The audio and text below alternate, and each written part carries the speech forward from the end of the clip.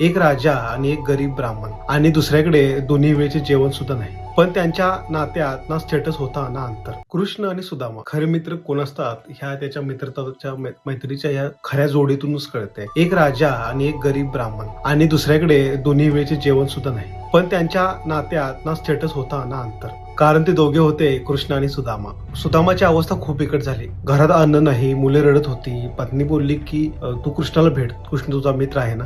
सुदामाचं मन तुटलं. मित्राकडे मदत मागणं म्हणजे नातं कमी करणं. पण परिस्थितीने त्याला भाग पाडलं. तो किलोमीटर चालत चालत कृष्णाच्या महालात पोहोचला आणि तिथे खरा क्लायमॅक्स सुरू होतो. कृष्ण सिंहासनावरच नव्हता, तो दारात धावत आला. सुदामाला मिठी मारली आणि डोळ्यात अश्रू. जणू जगाचा राजाच नव्हे तर तो एक खरा मित्र उभा होता. कृष्णाने त्याचे पाय धुतले आणि त्याला जवळ बसवलं. हातात घरातून आणलेले पोहे घेतले, ज्याला तो भेट मानला. जरी ती गरिबीतून आणलेली लाजरी भेट होती तरी सुद्धा. पण सर्वात मोठा ट्विस्ट, सुदामाने कृष्णाला त्याची गरिबी सांगितलीच नाही. एक शब्दही नाही, ना मदत मागितली ना तक्रार केली. सुदामा परत गेला, हात रिकामे, मन भरलेले. आणि घरी पोहोचल्यावर जुनं कुटीर, जुनं घर नव्हतंच, पूर्ण आयुष्य बदललं होतं. पत्नी सुंदर वस्त्रात, घर राजवाड्यासारखं, सगळीकडे समृद्धी. सुदामा थरारला, हे कसं झालं? आणि इथे कथेचा सर्वात सुंदर क्लायमॅक्स. खरा मित्र तो त्याच्याकडे तुम्ही मागत नाही, पण त्याला तुमची गरज आधीच कळते.